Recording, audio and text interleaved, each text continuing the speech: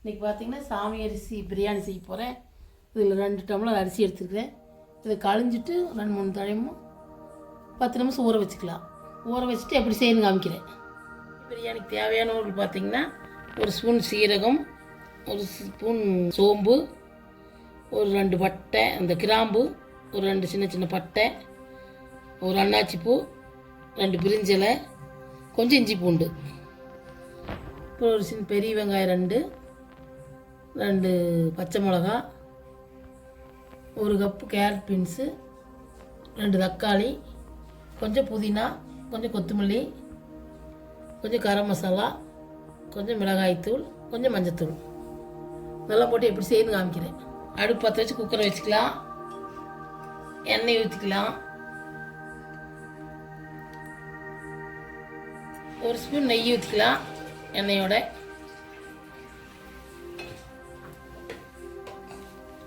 எண்ணெய் நெய் காயிட்டு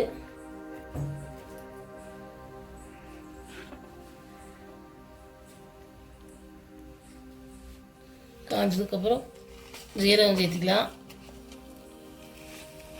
சோம்பு சேர்த்துக்கலாம், பட்டை கல்பாசி எல்லாம் சேர்த்துக்கலாம்.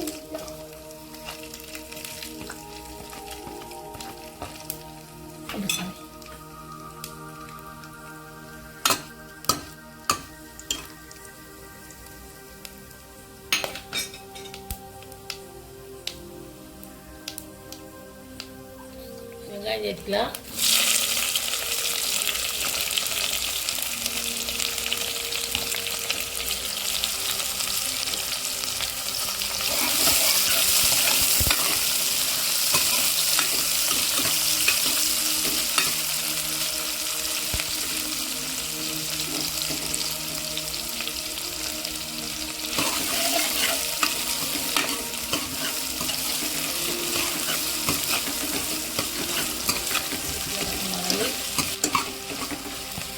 இந்த சாமி அரிசி பார்த்திங்கன்னா சுகர் இருக்கிறதுக்கு நல்லது. சும்மா சாப்பிட்டா சத்தானது. குழந்தைகளுக்குலாம் செஞ்சு கொடுத்து சாப்பிடுவாங்க, சும்மா கொடுத்து சாப்பிட மாட்டாங்க. நீங்களும் உங்கள் வீட்டுக்கு செஞ்சு கொடுங்க. இந்த அளவுக்கு வதங்கினதுக்கப்புறம் தக்காளி சேர்த்துக்கலாம்.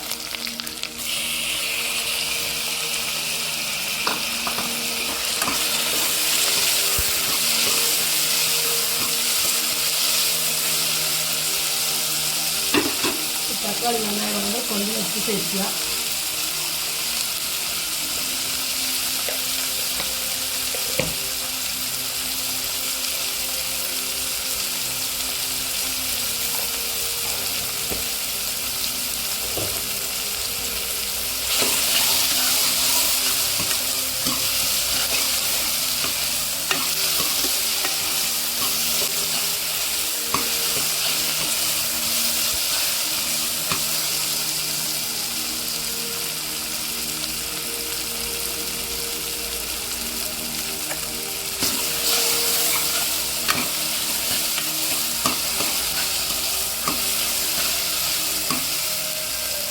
இஞ்சி பூண்டு சேர்த்துக்கலாம்.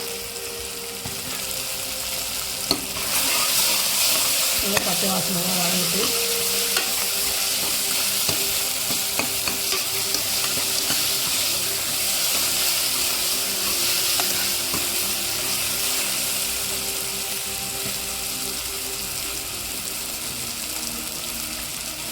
பார்த்தீங்கன்னா தக்காளி இதெல்லாம் வதங்கிடுச்சு. நீ இந்த பொடியெல்லாம் போட்டுக்கலாம்.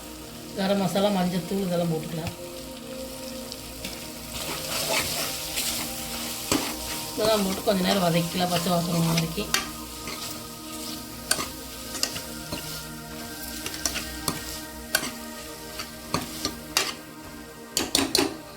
எல்லாம் போட்டாச்சு எல்லாமே. இப்போ புதினா கொஞ்சம் வாசத்துக்காக போட்டுக்கலாம்.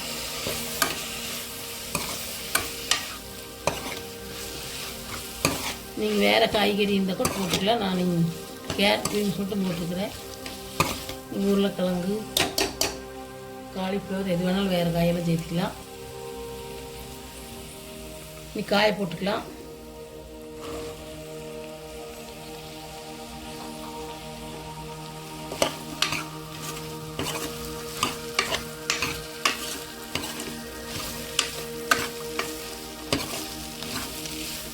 காயெல்லாம் வதங்கிட்டு காயெல்லாம் போட்டதுக்கப்புறம் ஒரு ஸ்பூன் தயிர் சேர்த்துக்கலாம்.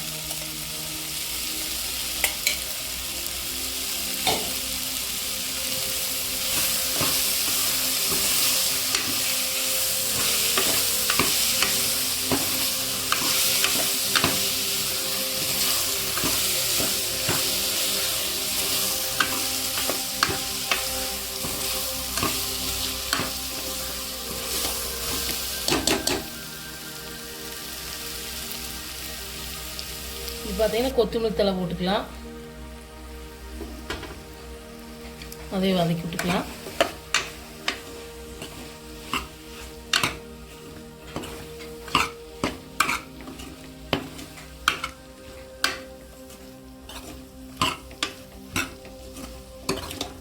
இதில் 2 டம்ளர் அரிசி எடுத்துருக்கிறேன். 4 டம்ளர் தண்ணி ஊற்றிக்கலாம். 1 டம்ளருக்கு 2 டம்ளர் நீங்கள் அந்த அளவு ஊற்றிக்கிங்க.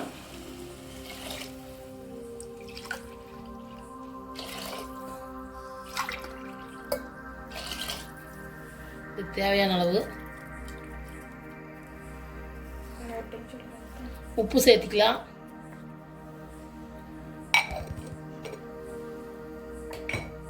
இன்னொரு ஸ்பூன் நெய் சேர்த்துக்கலாம்.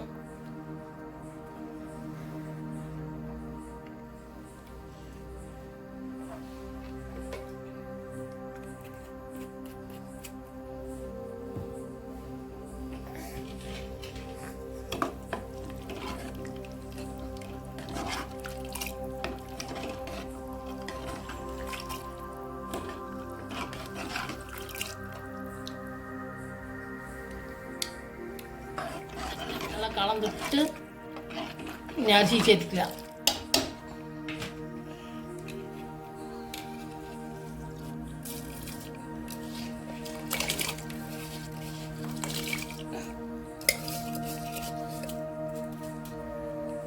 பார்த்தீங்கன்னா இப்படி கலந்துட்டு மூடி போட்டு 2 விசில் விட்டுக்கலாம். நீங்கள் இந்த அரிசி தானே சிறுதானிய அரிசியில் எதில் வேணாலும் செஞ்சுக்கலாம். அந்த மாதிரி பிரியாணி நீங்கள் செஞ்சு பாருங்க. 2 விசில் விட்டு அப்புறம் காமிக்கிறேன். கொதிச்சதுக்கப்புறம் மூடி போட்டு 2 விசில் விட்டுக்கலாம்.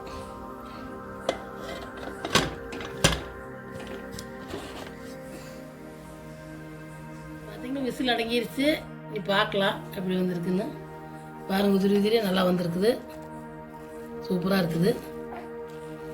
நீங்கள் உங்கள் வீட்டில் செஞ்சு பாருங்க. உடம்புக்கு சத்தானது, நல்லது. இந்த வீடியோ இது பிடிச்சிருந்ததுன்னா நான் போட்ட வீடியோ லைக் பண்ணுங்கள், ஷேர் பண்ணுங்கள், சப்ஸ்கிரைப் பண்ணுங்கள்.